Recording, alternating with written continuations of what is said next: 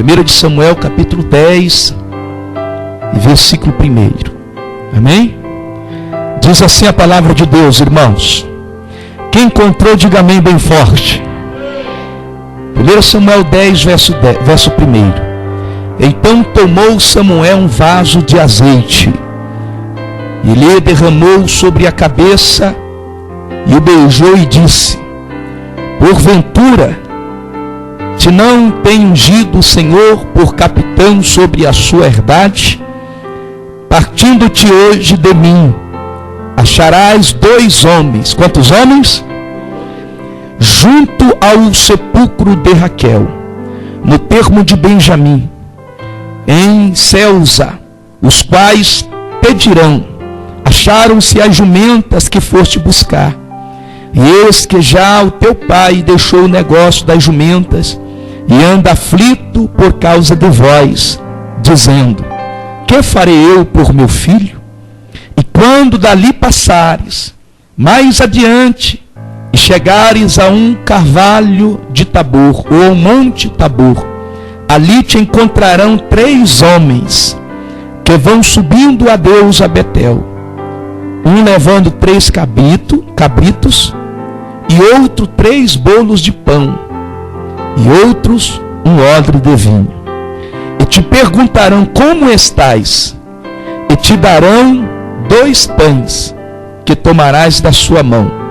Então virás ao outeiro de Deus, onde está a guarnição dos filisteus, e há de ser que, entrando ali na cidade, encontrarás um rancho de profeta, que descem do alto e trazem diante de si saltérios, tambores e flautas, e harpas, e profetizarão. E o Espírito do Senhor se apoderará de ti, e profetizarás com eles, e te mudarás em outro homem. Amém? Que mensagem, amém, irmãos? Glória a Deus. Preste atenção, irmãos. Eu vou falar nessa noite sobre 3 lugares que Saul passou. 3 lugares. É importante essa mensagem aqui. Muitas pessoas já pregaram ela, mas a Bíblia diz que a palavra de Deus se renova dia após dia. No capítulo 10, verso 1 de 1 Samuel, aqui fala de Saul, filho de Quis. Nos versículos antes, um capítulo antes, você observa a história dele. A Bíblia diz que Quis era um homem que tinha muitas jumentas. E um belo dia o seu pai olhou e disse: Saul, pega um dos moços e vai apacentar a jumenta. E nessa ida, Saul, ele perde a jumenta. Nessa ida, ele perde as jumentas. E quando ele perde as jumentas, ele fica preocupado. E ele começa a procurar e não encontra. Ele começa a procurar as jumentas e não consegue encontrar elas. Aí a Bíblia diz, irmãos, que ele se aproxima de um lugar. Ele se aproxima de um lugar. E quando ele se aproxima deste lugar, ele diz assim, o moço diz: olha, ele pergunta: o que faremos agora que perdemos a jumenta do pai? Aí o moço diz: olha, nessa cidade habita um homem de Deus. E esse homem, ele é honrado por Deus. Esse homem, ele tem propósito com Deus.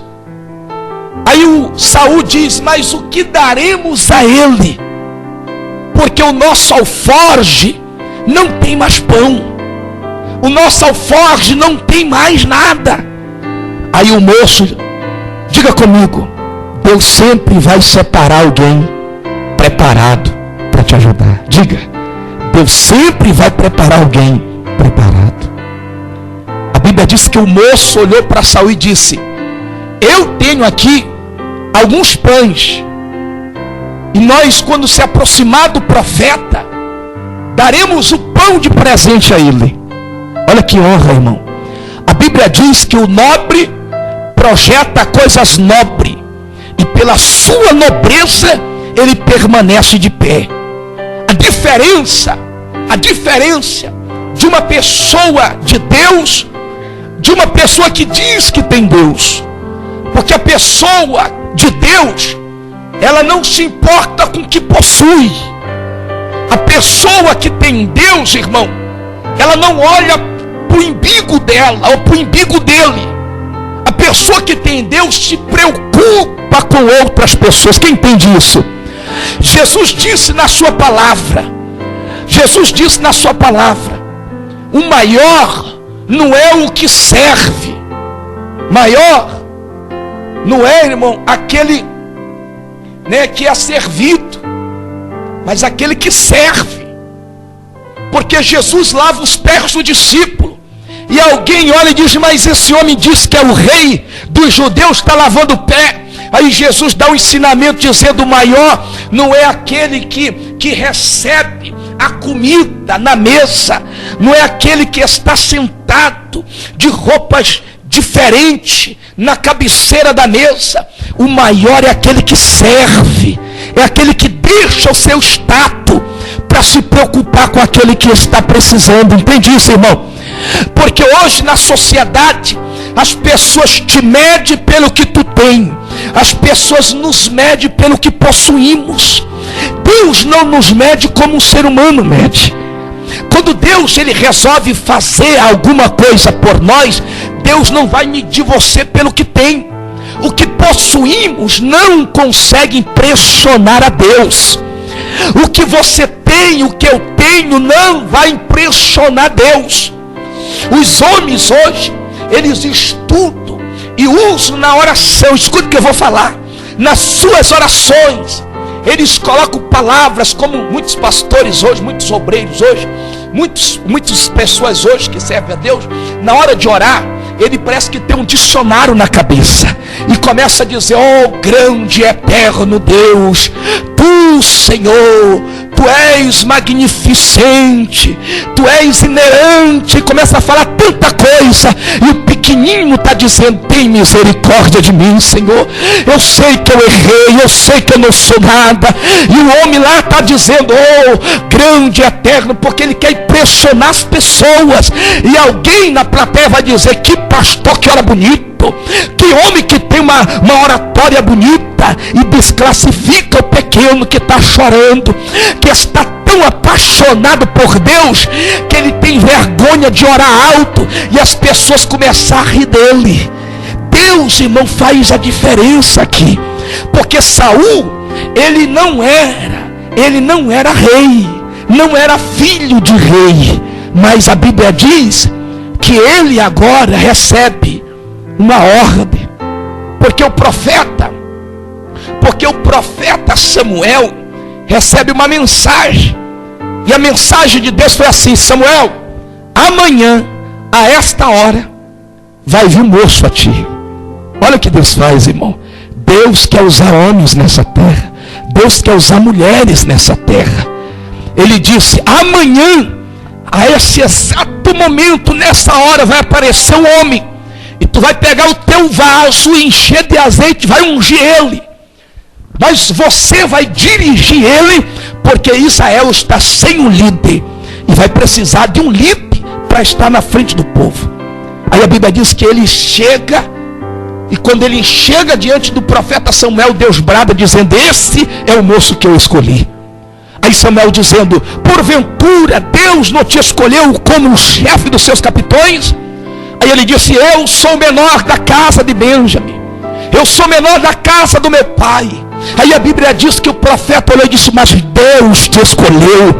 Quando Deus escolhe, não tem tamanho, meu irmão. Quando Deus quer fazer, Deus ele faz porque ele sabe o que faz. Se Deus escolheu tua família para viver os seus melhores anos, é porque Deus sabe que você vai viver os seus melhores anos. Se Deus escolheu você para ir viver o seu melhor destaque na aula, na faculdade, no seu trabalho, em qualquer área da sua vida, você vai viver os seus melhores dias como destaque, porque Deus promoveu e Deus está promovendo isso para você, meu irmão. Porque o o mundo não entende o seu chamado. Talvez nem os seus amigos entendem o seu chamado. Talvez as pessoas não entendem você, mas Deus te entende. E Deus, Ele sabe que a qualquer momento alguém pode vir e começar a te destruir com palavras, a te destruir, olhando somente para a sua aparência, para a sua mudança externa. Porque a maior transformação do ser humano nunca foi externa. Porque deixar de vestir uma roupa e colocar outra, aí dá para a vista de todo mundo: poxa, fulano mudou. Mas a maior mudança não é externa, a maior mudança é interior, meu irmão. Porque quando a mudança é interna, nós conseguimos fazer fluir para as outras pessoas o que está dentro de nós. Amém? Nós conseguimos refletir para as outras pessoas. Por quê? Porque as outras pessoas precisam ver em nós a glória de Deus. Nós somos os maiores nós somos as pessoas que mais têm que promover a glória de Deus na terra. Aonde você estiver, você não pode ter vergonha de quem você é. Você tem que ser você mesma. Você não precisa mudar para mostrar para as pessoas quem você é. Você precisa ser apenas você mesma, autêntica. Alguém vai perguntar quem você é, de que tribo você é, qual Deus que você serve. Você vai dizer: eu sou da família tal, sirvo ao Deus que fez o céu e a terra, e eu creio nas promessas de Deus.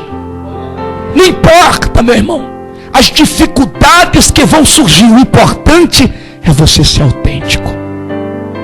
Quando uma pessoa é autêntica. Esses dias eu ouvi o Silvio Santos.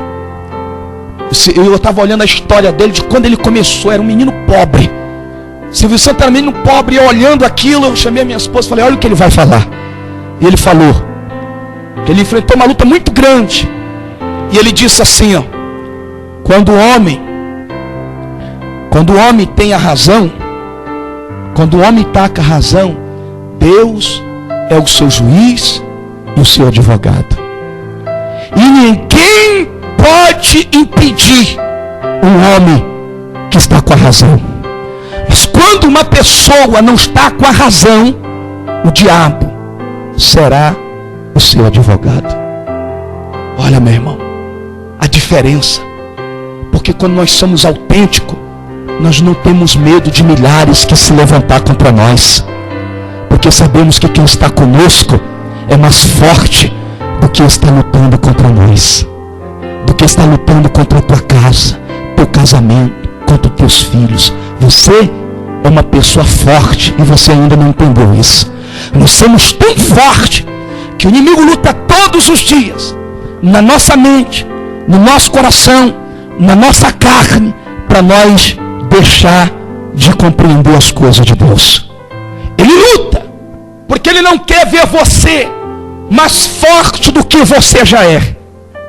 Por isso que a vida de Saul nos traz algo muito interessante. Porque a Bíblia diz que ele agora é ungido rei. E o profeta Samuel fala para ele: olha, Deus te escolheu, você vai ser rei sobre o seu povo. E você vai sair após de mim. Você vai sair após mim, na minha frente. Depois de 7 dias, você chegando lá, eu vou te encontrar lá. Você vai sacrificar, você vai apresentar o holocausto e eu vou sacrificar ao Senhor. Aí a Bíblia diz que Saul sai. E quando ele sai, ele diz: ó, você vai passar por 3 lugares. O primeiro lugar que ele falou que ia passar pelo sepulcro. O profeta Samuel disse: você vai passar pelo sepulcro, pelo lugar, e você vai encontrar 2 homens que vai estar no sepulcro de Raquel, mulher de Jacó. Raquel morreu por causa da gestação. Quando teve o último filho, ela morreu, não aguentou, o menino nasce, ela morre. Aí a Bíblia diz que ele diz: ó, você vai passar pelo cemitério. E lá dentro do cemitério, os 2 homens não estavam fora do cemitério, na esquina do cemitério, ele estava dentro e estava no sepulcro. 2 homens. Aí eu entendi que existe muitas pessoas que estão dentro do cemitério. Porque cemitério é lugar sem futuro, sem projeção. Quantas pessoas que está assim? Não tem futuro, não tem projeção e quer destruir você. Ela está sendo feliz. Ela não era, está sendo feliz. Olha a família dela, olha como ela está, olha o sorriso dela. Vou destruir isso, vou acabar, tomara que dê tudo errado. Aí começa a levantar coisa e começa a inventar coisa contra você, contra o seu namorado, seu noivo, seu esposo, sua casa, sua família, porque está dentro do cemitério, sem futuro, sem projeção. Mas a Bíblia diz que ele apenas ia passar e encontrar esses homens. E quando ele encontrasse esses homens, a Bíblia diz que o profeta disse: você vai mais adiante, não fique lá. Olha que o profeta fala: não fique lá, passe mais adiante. E você vai encontrar no caminho alguns homens que estão subindo a Deus a Betel. Betel era um monte que ali no monte tinha um altar onde o povo adorava a Deus, onde o povo glorificava a Deus. Aí ele fala no versículo 2: portanto partindo hoje de mim, acharás 2 homens junto ao sepulcro, no termo de Benjamim, em céus, aos quais te dirão: acharam as jumentas? Eles iam perguntar: acharam as jumentas? Aí no versículo 3: e quando dali passares, mais adiante chegarás ao carvalho, ao Monte Tabor. Perdão, irmão, eu pulei aqui ao Monte Tabor, e ali te encontrarão com 3 homens. Olha aí, passa-se o cemitério e ele vai rumo ao monte. Monte é o lugar da maior visão. Amém, irmão? O monte é o lugar. Deus falou lá em Deuteronômio: decida hoje, escolhe hoje a bênção ou a maldição. A bênção, você vai subir o monte Gerazim e você vai contar as maravilhas que Deus fez na sua vida. A maldição, você subirá ao vale, descerá ao vale. Diferença do vale para o monte é que o vale você sempre vai estar cabisbaixo, triste, frustrado. Você vai lembrar só de coisa velha, só de coisa enferrujada, que dá tétano, que faz você se ferir. Mas está no monte, você só lembra de coisas futuras, de coisas que Deus prometeu, de coisas que vai alegrar o seu coração. O profeta Jeremias disse: quero trazer à memória somente aquilo que pode trazer esperança para o meu coração. Ele ora e diz: quem dera se os meus olhos se convertesse em manancial de águas, então eu choraria pela causa do meu povo. Olha que coisa tremenda, porque o monte é o lugar aonde Deus quer nos colocar, lugar da melhor visão. Você enxerga melhor, você não lembra das coisas que passaram, mas das coisas futuras que Deus tem preparado para você, que Deus tem arquitetado para você. O profeta diz: passa mais adiante, encontrarás alguns homens que estará subindo a Deus a Betel. E a Bíblia diz que eram 3 homens. O primeiro homem trazia 3 cabritos. O segundo levava 2 bolos de pão. E a Bíblia fala que quando eles levavam essas coisas, o terceiro levava um jarro de vinho. Imagina só, irmão, é difícil levar 3 cabritos. É difícil transportar 3 cabritos. Difícil também era levar um jarro de vinho, porque era muito grande um jarro de vinho, era mais pesado do que os 3 cabritos. Mas o camarada que leva o pão, ele leva facilidade, porque 3 bolos de pão, irmão, era muito leve, muito fácil de ser transportado. Aí aqui nós aprendemos 3 coisas importantes. Os 3 cabritos, o profeta Samuel quis fazer Saul entender que os 3 animais representavam sacrifício. Aqueles 3 animais eram para sacrifício, porque quando não há sacrifício, não tem como se agradar a Deus. Quando eu falo de sacrifício, não é de você dizimar, ofertar, não é de você fazer semanas, 30 dias de jejum, não, é de você se esforçar em estar na presença de Deus, comendo aquilo que vai alimentar sua alma, a palavra, orar, consagrar, jejuar, porque o mundo está cheio de coisas, está cheio de coisas, e quando nós olhamos para essas coisas, nós se atrai por ela. Quer ver? Você passa numa loja, na avenida de Araraquara, e você vê as vitrines, e você vê uma roupa bonita, aí você olha aquela saia, aquele vestido, que coisa linda. Você não tem o dinheiro agora, mas você fica com vergonha de entrar na loja para perguntar quanto é o vestido. E os caras têm até uma estratégia: põe lá, mas não põe preço. É ou não é? Aí você olha, aí você fala: que coisa linda. Aí você fica rodeando, se não tiver ninguém na loja. Tem gente que tem vergonha de entrar dentro dela, e de repente você cria coragem, você entra. Aí você fala para a moça assim: quanto é essa roupa, esse vestido? E a moça fala para você: é R$300. Você não tem um dinheiro, mas você tem um cartão de crédito. Você não tem dinheiro, mas tem um cartão de... Aí você fala assim: rapaz, e agora? Tem outro? Não, só tem esse, é único. Aí você fala: eu vou ser a primeira. Eu vou ser a primeira, vou comprar, hein? Vou comprar esse vestido. Você vai e parcela de 200 vezes o vestido. Fácil, né? Gustavo tem uma loja lá, parcela de 200? 3 vezes? Ô glória! Parcela de 200 vezes. Aí você leva o vestido. Aí você diz assim: vou vestir domingo ele. Você estabelece dia, sim ou não? Você estabelece, meu irmão. Porque aquele vestido te atraiu. Ele fez o quê? Ele fez gosto com a sua vontade. O mundo é uma vitrine. E quando você olha para ele, vai ter coisa que vai agradar você. Porque enquanto estamos aqui servindo a Deus, irmão, nós não somos isentos de ser atraído pelo mal. Se não Deus já aceitar Jesus, Deus já levava. Mas é um processo. Vida com Deus, vida no altar de Deus, aliança com Deus é um processo. Quando a Bíblia fala de aliança, a Bíblia fala de coisas firmes, resistentes. Porque quando falamos de aliança, nós deixamos de se preocupar com outra pessoa. E nós deixamos de preocupar conosco para preocupar com outra pessoa. Porque aliança, irmão, é algo que não tem começo e não tem fim. Você observa, a aliança não tem emenda. Então é a mesma coisa quando você casa com alguém. O presbítero Emerson resolveu casar com a irmã Eliana. E de repente o juiz ou o pastor olha para ele e olha para ela e fala para ele assim: Emerson, você não está casando com a irmã Eliane para simplesmente para ser marido dela, mas você está casando primeiramente para fazer ela feliz. É aliança.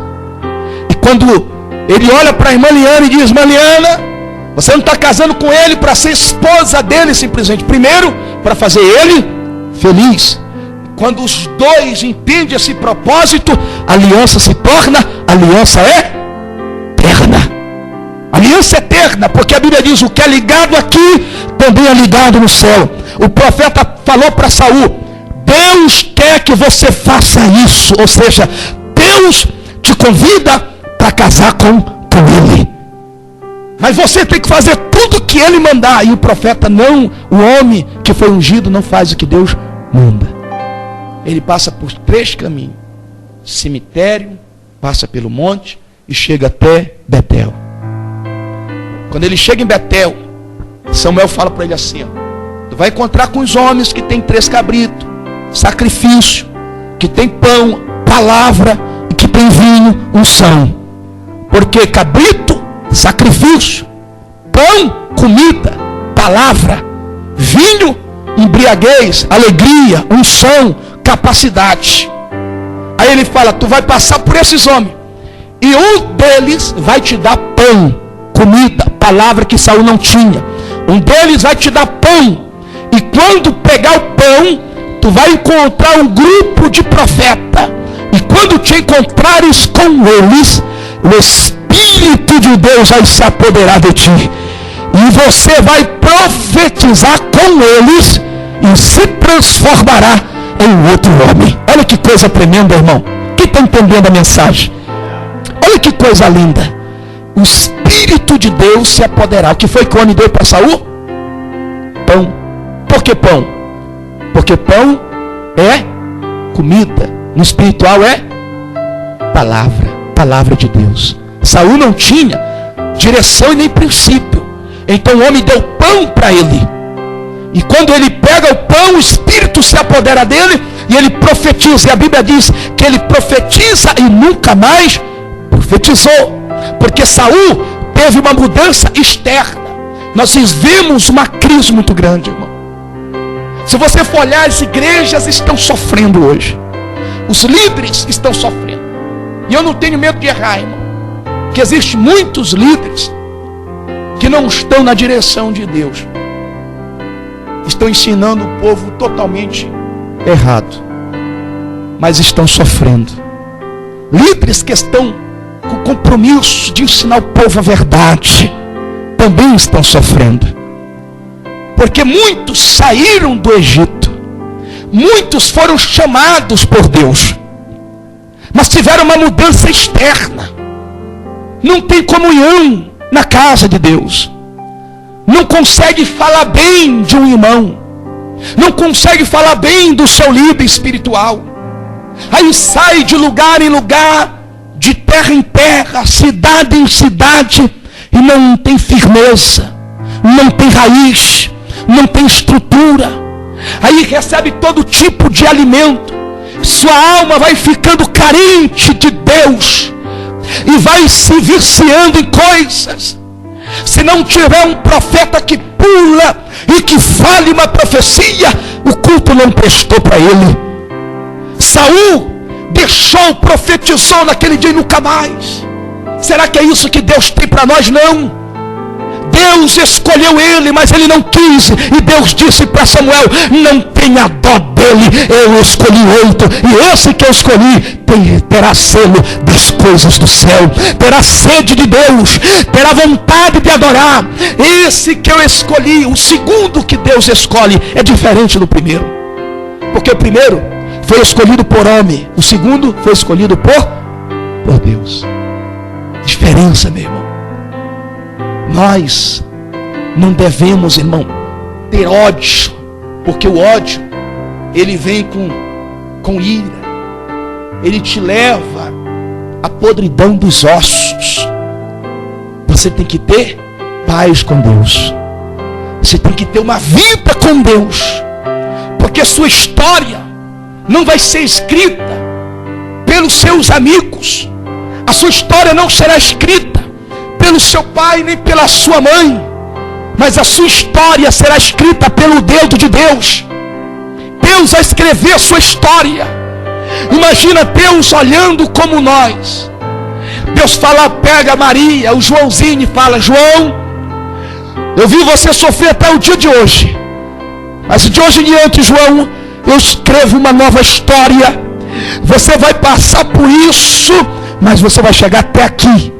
E quando chegares aqui, tudo que eu quero que você faça é que você me adore, que você me glorifique. Quando Deus cumprir a promessa na sua vida, Deus não quer que você diga para Ele: Deus, se você fizer eu ganhar na Mega Sena, eu vou dar 50% para você. Deus não quer isso. Deus não quer ouvir de nós: Senhor, se tu abrir isso para mim, eu vou dar isso para você. Deus só quer que você diga: Deus, se tu fazer eu chegar até onde eu quero, até onde o Senhor prometeu, eu vou te adorar. É o que Deus quer, meu irmão. É o que vai fazer Deus ser feliz com você. É que você o adore, que você glorifique. Porque Deus se move quando há uma adoração. Você entende isso? A Bíblia diz no livro de Salmo que aonde há o louvor, Deus habita no meio do louvor. Imagina você dentro da tua casa, o seu pai, sua mãe, seus irmãos, os seus amigos ali, e você começa a louvar, você começa a adorar a Deus. Você começa a louvar aquele hino que diz assim, ó: quão grande é o meu Deus, cantarei quão grande. Você começa a louvar a Deus, e você está louvando e você sente algo diferente. Naquele momento que você está louvando, que você está sentindo algo ali, o céu está se movendo, E o trono de Deus está vindo no meio do louvor, da adoração. Por isso que você sente gozo, alegria, você sente prazer de gritar, de glorificar. Por quê? Porque o trono de Deus se movimenta. Quando há um louvor de coração profundo, Deus está operando ali, Deus está no meio ali, porque Deus não é homem, Deus é Senhor. Deus não é menino, Deus, Ele é grande e Ele é rico em misericórdia para cumprir sua palavra, os seus desígnios para nós. Por isso é tempo de adorar, meu irmão. É tempo de adorar. Saul esqueceu de adorar, mas eu creio que nessa noite Deus nos dará uma unção de adorador. Deus quer que nós o adore, que nós glorifique a Ele. Irmão, não negocie a sua fé. Não se deixe vencer pelo mal, mas deixe que o mal seja vencido pelo bem que Deus está colocando em sua vida. Nós fomos escolhidos para ser adoradores. E um adorador, meu irmão, ele pode passar até pelo cemitério, mas ele não fica lá. Ele sobe o monte, ele leva diante do altar, e o Espírito se apodera dele, e nunca mais o Espírito sairá dele. Creio eu que Deus venha fazer isso essa noite. Amém, irmão? Quem compreendeu isso, toma posse dessa palavra. Fica de pé, igreja. Fique de pé em nome de Jesus. Vamos orar. Vamos orar ao Senhor de todo o nosso